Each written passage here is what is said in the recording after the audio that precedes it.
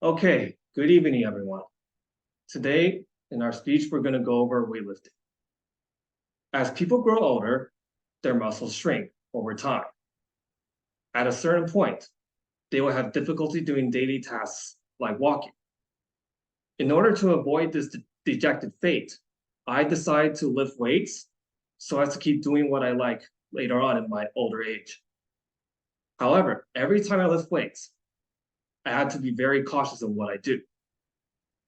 So, weightlifting is an exercise that is not without risk. It has benefits and drawbacks, but fortunately, one can maximize the net benefits and minimize the risks. So today or tonight, I will be going over the benefits, drawbacks, as well as how to maximize the benefits and minimize the risks. Firstly, what are the benefits? Well, overall, weightlifting makes the body more resistant to natural aging.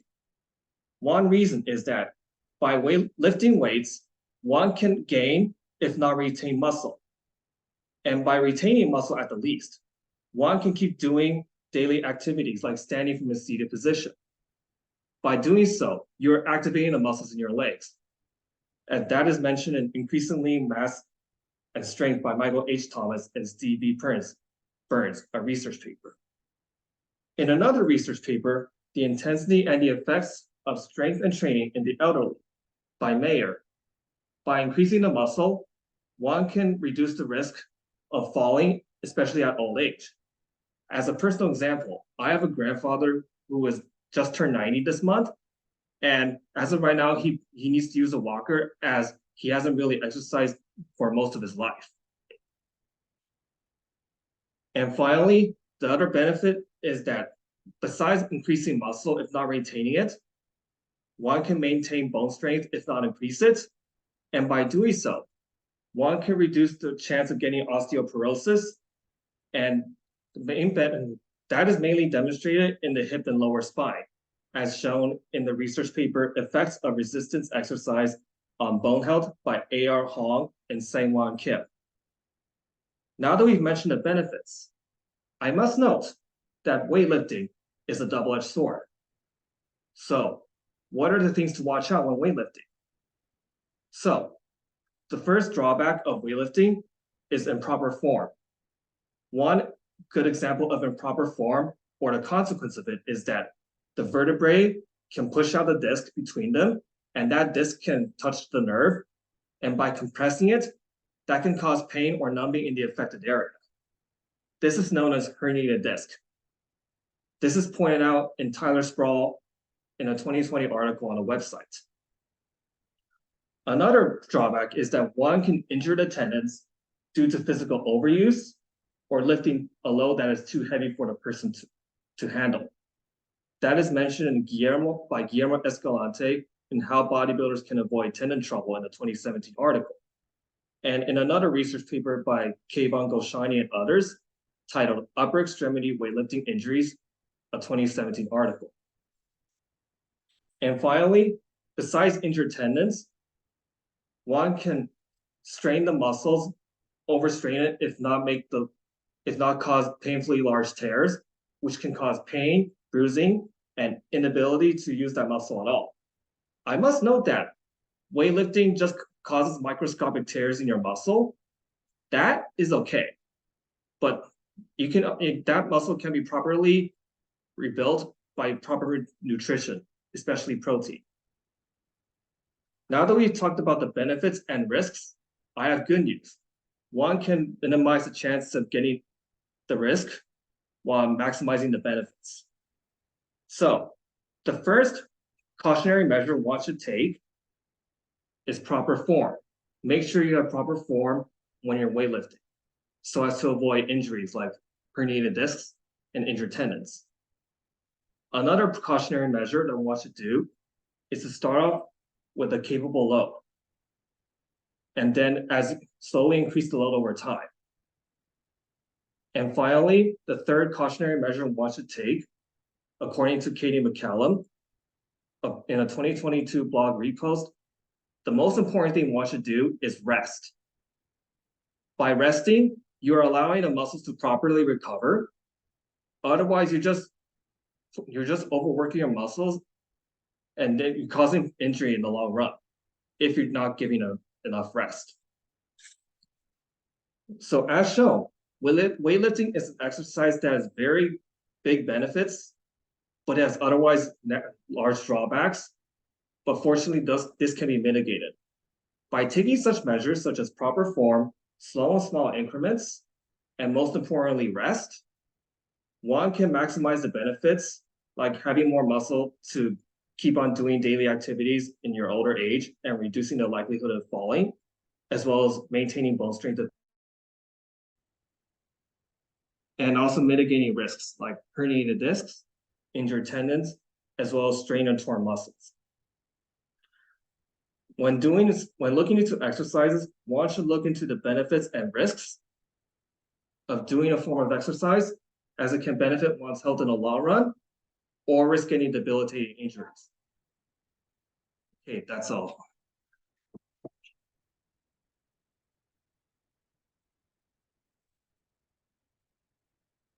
Okay, Good job. Well, that was. You good? Good? Okay. Hello, my name is Nicholas Teddy, and you might have had maybe like a sibling or a relative or maybe just even a friend who is interested in pursuing a career in art. Now, believe it or not, even though I'm a physics major, I have a job in art. I'm a digital illustrator. I help out various different kinds of companies. Right now, I'm working with an animation company to animate something. That's pretty much all I do, but I spend days on end drawing. So you might be thinking, why are you doing art? A lot of people ask me that. I can tell you it's fun. It's better than getting a job in engineering, at least for right now. But for the sake of this speech, I will be informing you the different kinds of art you can pursue as a future job or interest, how competitive it is, because even just like any other department, maybe like engineering or nursing, art is just as competitive. And also, how did I get into art? You know, what did I do? What did I do to get into art? So I'll be bringing in my experiences, what I've done. So there are many different mediums of art. Some pay more than others. Some are more popular than others, and the more popular ones are usually the ones that pay more than others. So you would have like an animator, or that could pay more than a sculptor. Depends what for, obviously though. But according to Indeed's career guide, a career in art can offer exciting opportunities to work independently and be creative while on the job. There are many different types of media and genres. Like for me, I do digital illustration. This could also pottery, environmental rooms. Those are very interesting, and other things.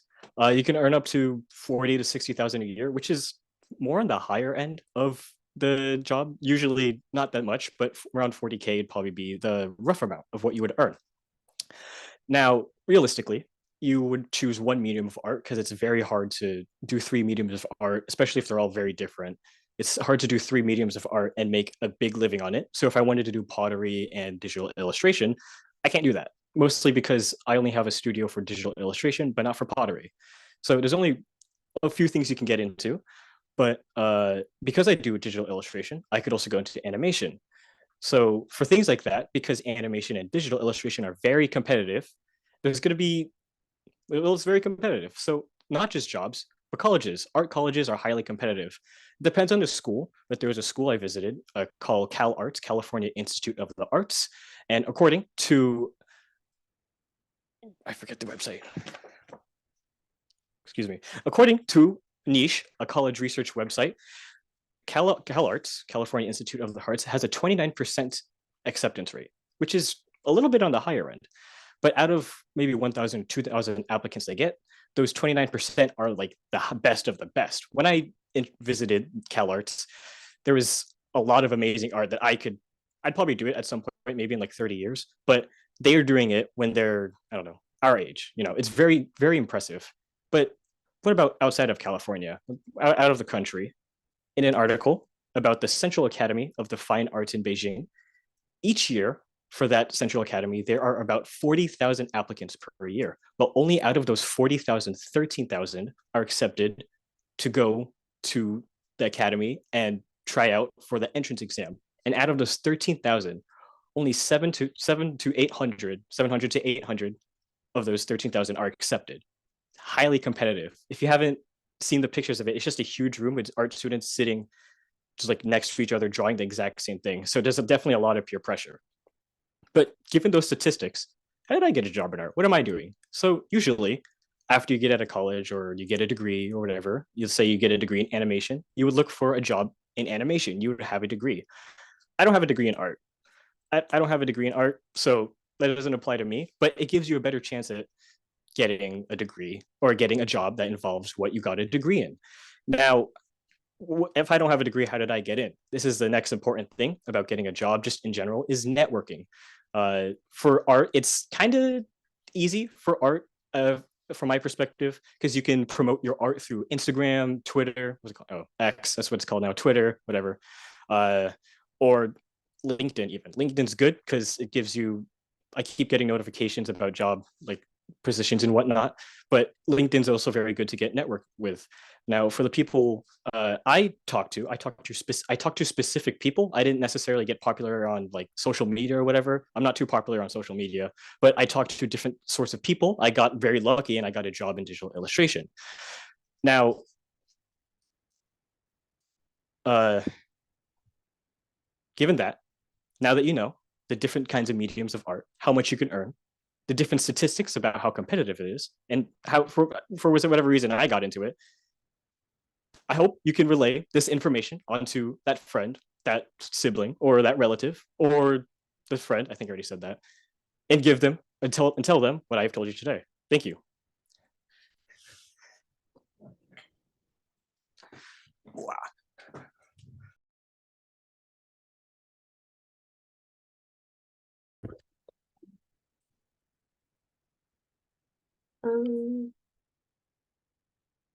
Okay. I love eating, whether, oh, sorry. I love eating, whether it's like, and I love cooking and baking, and I love sharing my food with others. But as I've gotten older, I've realized that not everyone feels this way. Food can, for a lot of people, food that is considered unhealthy can lead to a lot of thoughts of self-doubt. For example, eating disorders, they really affect your physical and mental health. And according to a Science Direct article by Agaris, eating disorders are relatively chronic conditions that are associated with adverse medical conditions.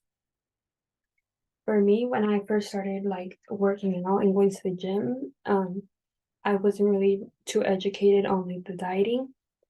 Like some people would tell me to eat a lot of protein and to like just eat a lot of meats. And then other people would be telling me to cut back on the foods and eat a lot of vegetables. So I didn't really know where I was going with it or what to do. So it's very important to talk about like if you have an eating disorder to help you like get like over it and become more educated on it and help you get better like before you get even worse. A good hotline number to call if you are dealing with eating disorders is 415-840-0670. With eating, besides eating disorders, like thing that like food really like affects us with, something else that can affect us is the pressures of social media. A lot of the time models post like unrealistic photos that are photoshopped, and a lot of the time they get work done like plastic surgery and like are constantly like getting facials because it's their job to like always look good. So they always have the best workouts and they always have like the best diets because they have like someone to help them plan with the diets and like sometimes even have like people who are like cooking for them. And a lot of the time we don't have those resources, so it can make us feel bad about ourselves. And besides models and influencers, another thing that really like pressures us from social media is fitness influencers, because like sometimes you're barely starting out like with diets and like the gym and everything, and you go like search up a YouTube video and it pops up like, oh, do this diet and do this exercise, and you'll look like this in like 10 days, which is completely unrealistic. And like obviously when those 10 days pass, you're not gonna look like that and you're gonna feel bad about yourself. According to the Science Direct article by Maymore and Crumpazo, health professionals are concerned that viewing heavily edited images in social media can create a sense of body dysmorphia, which goes back to my first topic of like these models on Instagram, like posting like completely unrealistic stuff. With the stress coming from social media, a good way to help balance that is by eating a well-balanced meal. According to General Vegan, antioxidants are compounds found in plants that help reduce oxidative stress in the body. With me personally, when I'm eating like a good healthy meal, it helps me feel more like productive, more energetic, like overall better. Besides then when I'm eating like something bad, if it like sometimes I get bloated and I feel like down, and sometimes even the food itself can like make me feel a bit grossed out. A quote that I really liked from Generation Vegan was, if we take the time and effort to feed ourselves with wholesome food that will lift our mood and fuel our bodies, we could start to feel better, sleep better, feel more positive, empowered, and confident. To sum everything up, everyone's experiences again with food are different, whether you're dealing with eating disorders or just like the stress from the pressures of social media. It's important to pay attention to what you're putting in your body and all the healthy meals that you should be eating, and also remember to treat yourself to a good meal every once in a while and not take it too seriously.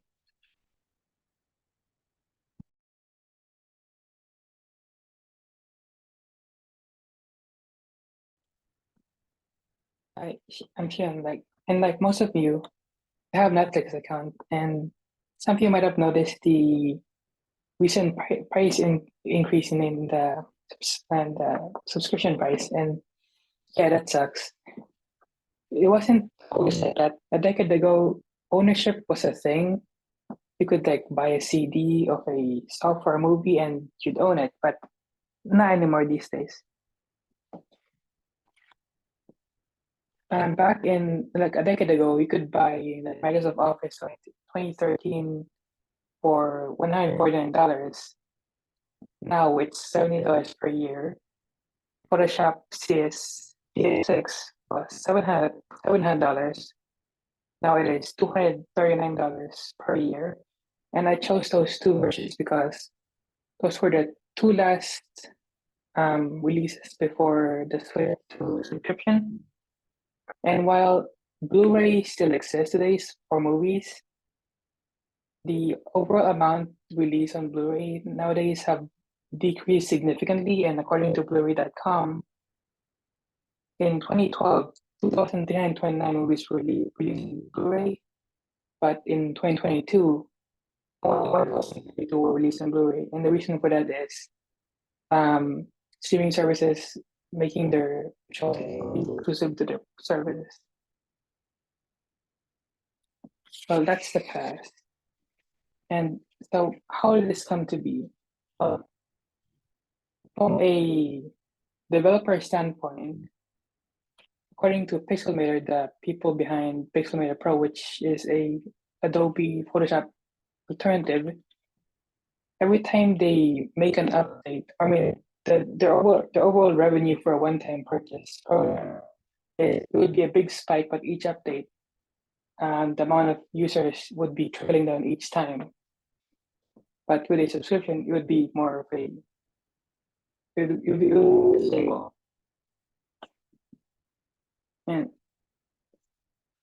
And like for example, for games, also they also switched to more live service based, and this can be seen with Valve, a game store, where they made $28 million just from items, and this data came from PC Gamer. And from a like media from a media business standpoint, according to an interview with with the previous Disney CEO in the NBC in the beginning. They view this as a core part of growing their business, and it overall just looks appealing to their shareholders. So what's the consequences with companies today switching to subscriptions? Well, according to a Harvard Business School research, consumers spend $273 per month on 12 paid subscriptions. And unlike the previous decade where if a consumer doesn't like something, they can just stop paying for it. Now, if they stop paying for it, they just won't have access to it. And yeah, prices are skyrocketing and coming to a close. Like the next time you see your like bill increase for your Netflix or your Spotify, just remember that it is slightly your fault for not complaining enough.